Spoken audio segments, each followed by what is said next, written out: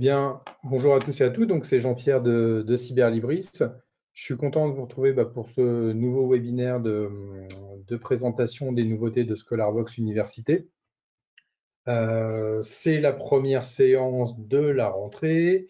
Il y en aura trois sur le premier volet de cette rentrée. Il y a donc aujourd'hui une séance qui va être consacrée à l'économie-gestion et un peu aux sciences politiques et à l'emploi métier formation. La semaine prochaine, une autre séance qui, elle, sera consacrée aux sciences humaines et sociales. Et 15 jours après, je pense que c'est le week-end avant les vacances de la Toussaint, ce sera la séance consacrée aux sciences, santé et médecine, STAPS informatique. Donc, en tout cas, au niveau de l'économie-gestion, nous ne nous étions pas parlé depuis le 31 mai. Donc, ça fait un petit bout de temps. Donc, comme d'habitude, pour les personnes qui n'avaient pas pu suivre la séance fin mai, la vidéo est toujours disponible sur le YouTube de Cyberlibris. Donc, vous pouvez la retrouver en ligne. Pour mémoire, la séance est enregistrée et il y a toutes les personnes qui assistent aujourd'hui à la séance. Vous recevrez un petit mail récap dans la journée avec toutes les sélections, tous les liens dont j'aurais parlé, le replay et puis également le lien pour d'ores et déjà vous inscrire à la prochaine séance consacrée à l'économie-gestion qui aura lieu le vendredi 29 novembre à 11 h toujours. Donc, vous pourrez vous inscrire d'ores et déjà.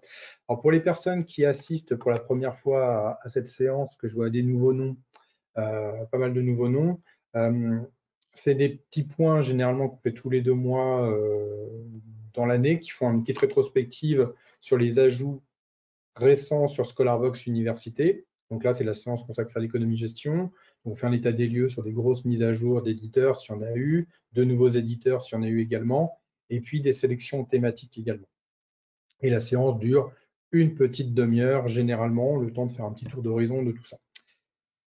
Donc, comme je vous l'ai dit, séance enregistrée, vous recevrez un petit mail dans la journée avec tous les points que j'aurai évoqués. Et puis, pour les personnes qui suivent sur YouTube, donc la vidéo sera en ligne sur YouTube la semaine prochaine, vous retrouvez en description de la vidéo tous les liens également des sélections présentées aujourd'hui.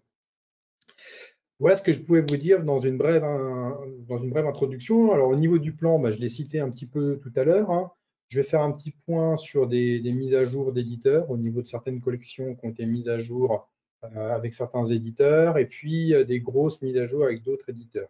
Pas de nouveaux éditeurs à signaler pour la partie économie-gestion pour ce mois de septembre, mais pas mal de choses quand même à évoquer. Ensuite, je vais passer sur la partie thématique, comme d'habitude. Un petit point sur une petite sélection en économie, en gestion finance, en management ressources humaines, en marketing communication, en stratégie d'entreprise.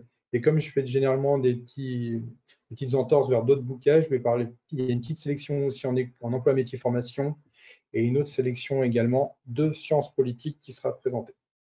Voilà, je pense que vous savez tout dans les grandes lignes. Alors, je vais commencer par évidemment faire le point sur les nouveaux éditeurs. Je vais couper ma caméra pour une présentation plus fluide de votre côté. Et je vais commencer par le premier éditeur dont je voulais faire un point important. C'est les éditions, ce sont les éditions Vuibert. Les éditions Vuibert qui reviennent à la charge chez nous après, on va dire, plusieurs années de silence. Il n'y a pas d'autre mot. Donc, on a refait un partenariat récent avec Vuibert.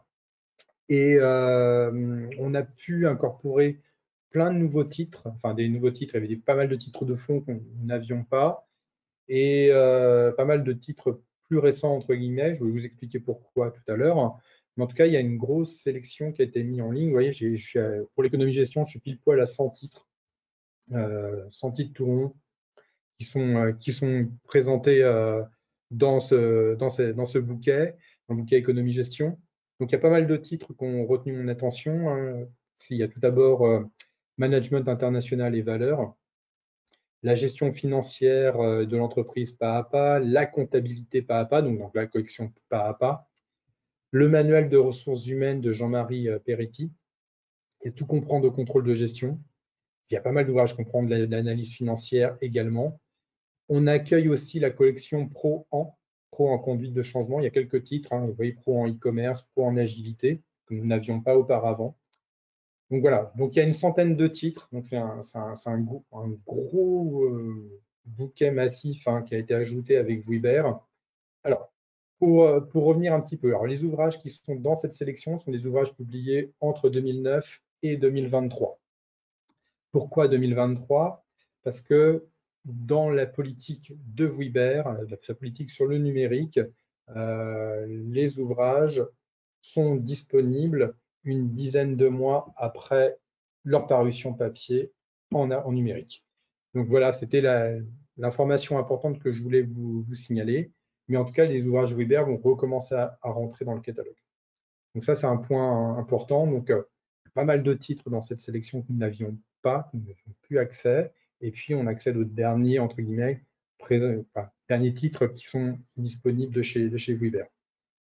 Donc ça, c'est un point important que je voulais vous signaler. Donc, vous recevrez évidemment dans le petit mail récap que je vous enverrai dans la journée la liste des 100 ouvrages et vous pourrez aller les consulter par la suite et évidemment auprès de communiquer auprès des étudiants et des professeurs sur les titres qui peuvent être intéressants pour eux.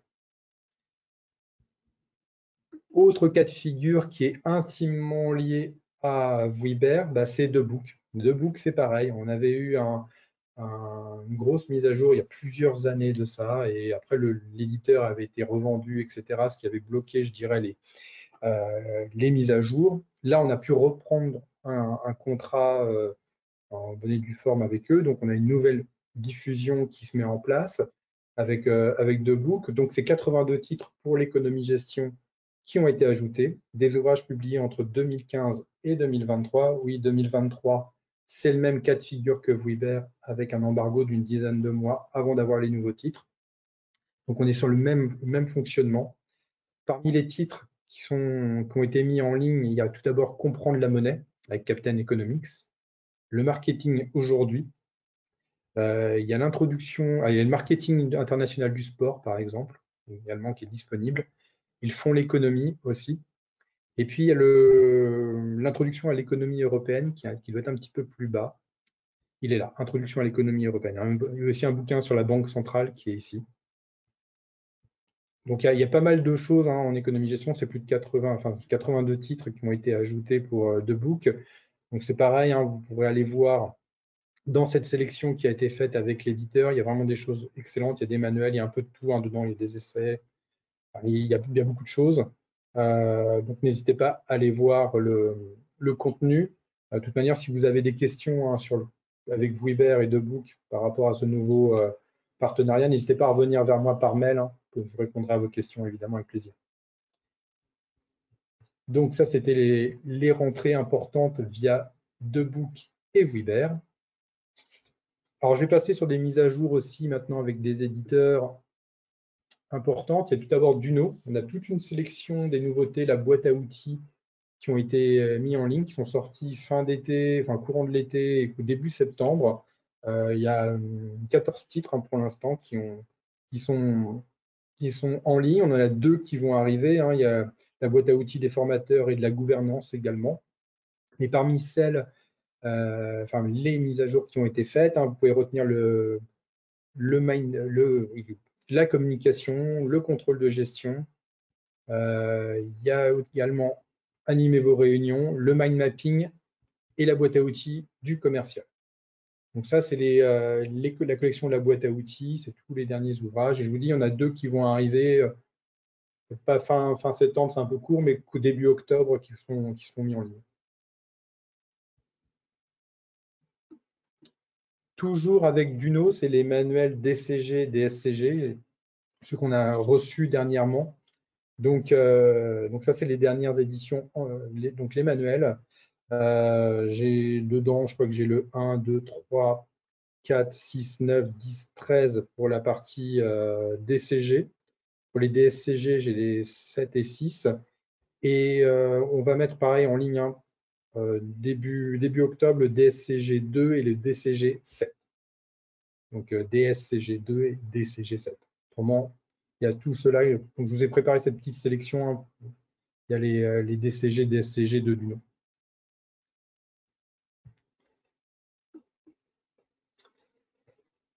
Autre gros, je dirais, gros morceau, c'est 41 titres en sciences politiques et juridiques de chez Ellipse qui ont été ajoutés.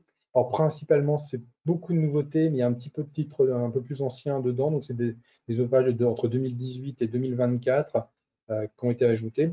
Pour mémoire, hein, Ellipse nous fournit énormément de titres sur la nouveauté. C'est principalement l'axe, d'ailleurs, qu'il suit. Mais il commence à numériser progressivement ces titres de fond. Donc, 41 titres, on peut retenir le droit constitutionnel en tableau, par exemple. Il y a également dans la collection Actu Concours, Culture générale, droit public, relations internationales. J'ai aussi l'introduction au droit constitutionnel,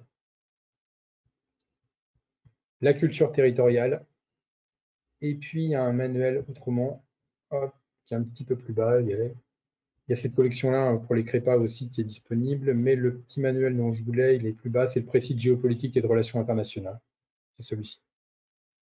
Et le manuel de relations internationales contemporaines. Voilà un petit peu sur Ellipse, les derniers ajouts pour la partie sciences politiques et juridiques.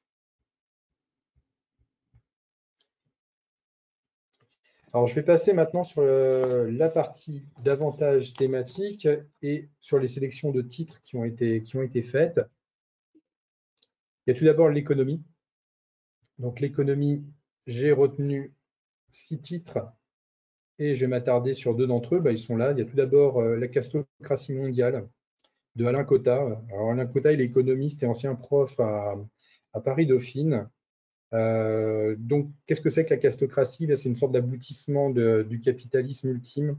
C'est l'âge d'or des grands chefs d'entreprise, une sorte de gourou d'entreprise, de chefs d'entreprise, voilà, qui se développe. Donc, c'est une analyse qui est faite sur ce phénomène.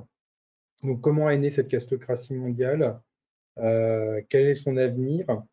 Le rôle de l'intelligence artificielle aussi dans le développement on va dire, cette caste, et les perspectives, les différents scénarios de perspectives qui peuvent exister au niveau du développement de cette castocratie. Donc, l'ouvrage est publié chez EMS et c'est dans la collection Les grands auteurs francophones.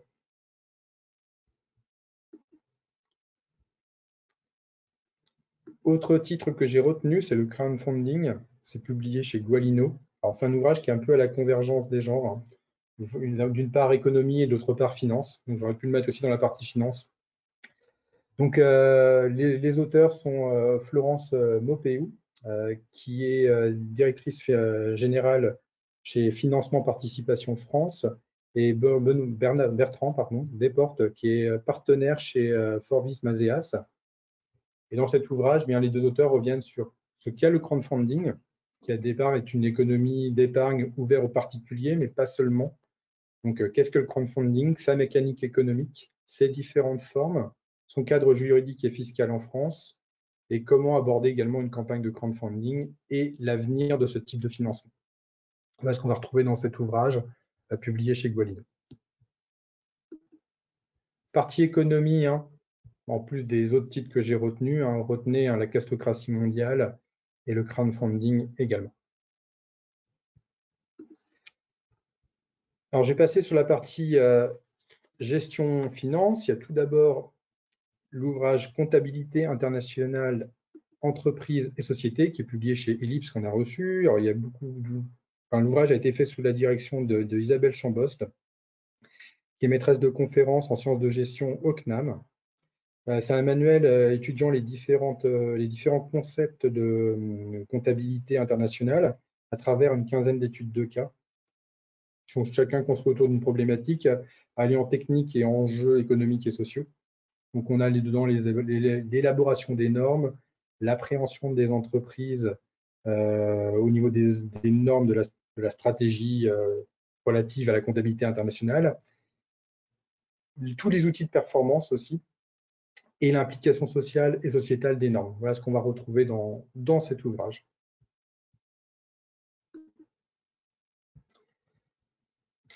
Alors, chez GRSO, il y a comptabilité de coûts aussi que j'ai retenu, de Jean Tanous, qui est un ancien prof de gestion Il est également aussi auteur d'ouvrages en finance d'entreprise.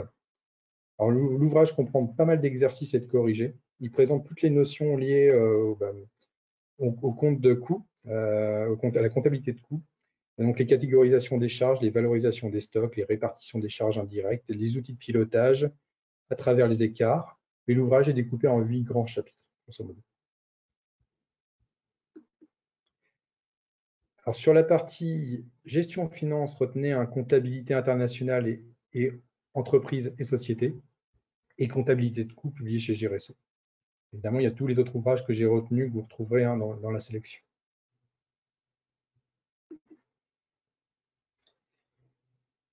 Passons maintenant à la partie management et ressources humaines.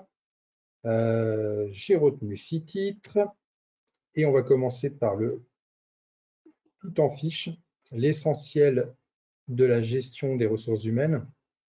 Alors, il y a plusieurs professeurs qui ont travaillé sur cet ouvrage. Il y a tout d'abord Pascal Moulette, qui est maître de conférence à l'Université de Lyon 2 en GRH. Olivier Hérold, qui est professeur des universités en gestion à l'IAE d'Aix-Marseille. Et Luc Thironneau, qui est professeur de droit social à l'IAE d'Aix-Marseille également. Donc, on trouve 39 concepts sous forme de fiches synthétiques et qui sont articulés autour de 8 axes autour des GRH. Donc, on retrouve évidemment une introduction sur la gestion des ressources humaines, la stimulation des RH, les développements des ressources humaines, les conditions de travail, les informations et les relations sociales, la psychologie de la RH et les situations particulières qui vont être présentées dedans. C'est la 4e édition de cet ouvrage qui est publié chez Duno dans la collection Donc Tout en fiche.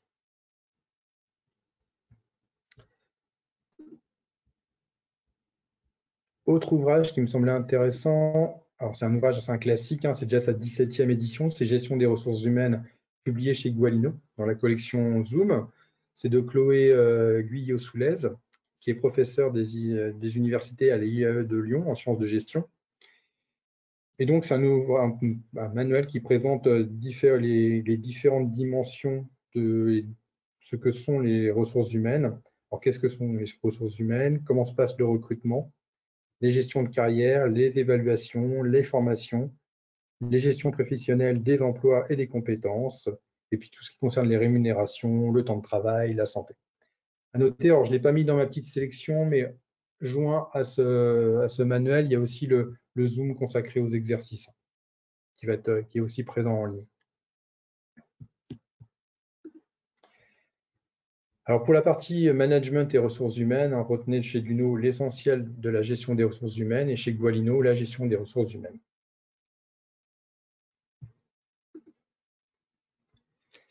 On va passer maintenant sur la partie marketing communication. Et même chose, j'ai retenu 6 titres. Et le premier sur lequel je vais m'attarder, il est publié chez Ellipse. Il est là. Alors, c'est un ouvrage qui est fait sous la direction de Bertrand Belvaux, qui est professeur de marketing à l'Université de Bourgogne. Et on travaillait aussi sur cet ouvrage Jean-François Note-Beréard, qui est professeur de stratégie à l'IAE de Bourgogne, et Christine Boulard-Bourgeois, qui est professeur également à l'IAE de Bourgogne. Donc, on retrouve dans cet ouvrage, dans ce manuel plutôt, c'est 11 études de cas sur le fonctionnement du marketing, comment les entreprises peuvent s'appuyer sur le marketing pour développer leur marché. Donc, on retrouve dedans un chapitre consacré à la stratégie marketing, l'offre marketing, la distribution et la communication.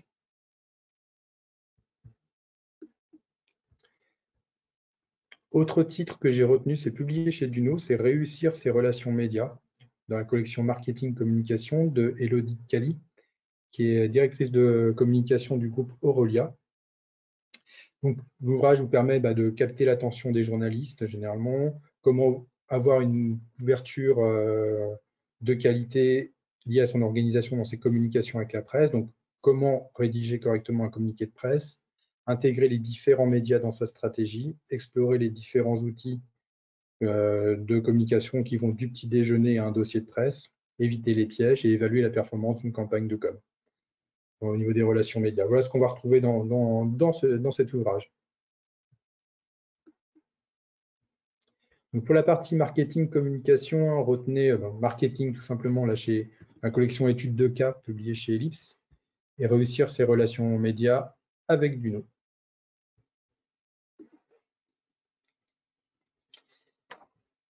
Alors on va passer sur la stratégie. Stratégie, il y a tout d'abord chez Ellipse, alors il y a beaucoup d'Ellipse arrivés en rentrée, c'est pour ça que j'en parle pas mal. Les clés du business plan de Sébastien Pistori, qui est professeur de finance et de stratégie à l'Université de Corse. Donc, on retrouve dedans tout ce qui concerne la création d'un business plan, hein, de la création d'entreprise, le développement d'un projet, la reprise d'une activité. Ben, le business plan, il est indispensable pour faire toutes ces choses-là. L'ouvrage est structuré en 49 clés et on retrouve dedans les différents éléments méthodologiques à la réalisation d'un business plan. Donc, son plan, tout d'abord, le plan du business plan, les informations essentielles pour les investisseurs, la stratégie marketing et commerciale, la planification financière prévisionnelle et tout un chapitre qui va être consacré à après le BP. C'est la deuxième édition de ce titre, hein, publié chez Ellipse.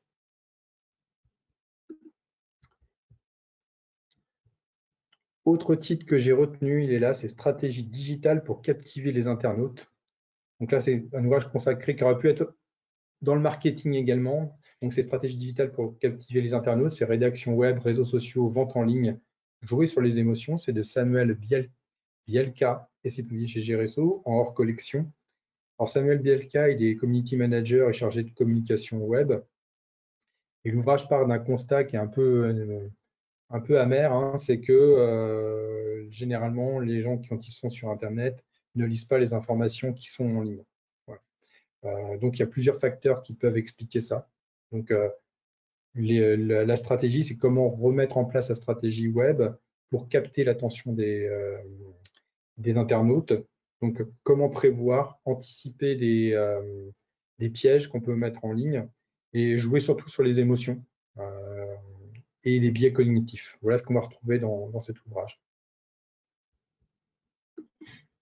Donc, sur la partie stratégie, retenez les clés du business plan et puis stratégie digitale pour captiver les internautes également.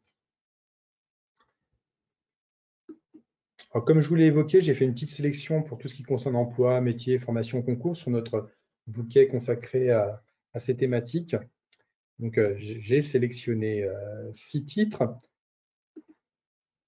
Il y a un ouvrage qui m'a semblé intéressant chez Duno, c'est Oser les métiers de la transition écologique et solidaire, donner du sens à votre travail. C'est de Olivier Perrin, qui est coach en transition professionnelle. C'est dans la collection Job et évaluation de carrière. C'est un ouvrage proposant une vision globale sur les enjeux de la transition écologique et sociétale, mais d'un point de vue prisme emploi.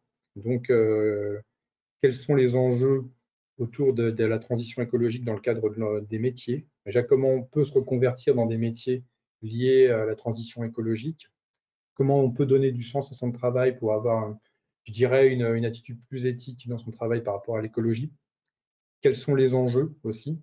Et son engagement au travail. Comment le mettre en œuvre pour aller vers une transition écologique et solidaire.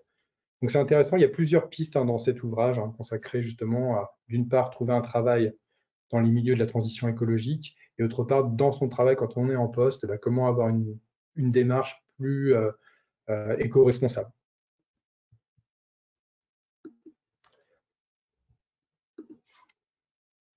Alors chez Erol, c'est booster son anglais professionnel. De Elvis Buckwalter et de Patricia Levanti. Alors, Elvis Buckwalter, il est maître de conférence à l'Université Nanterre en formation en anglais. Et puis Patricia Levanti, elle est enseignante à l'Université de Nanterre et Paris-Saclay en communication.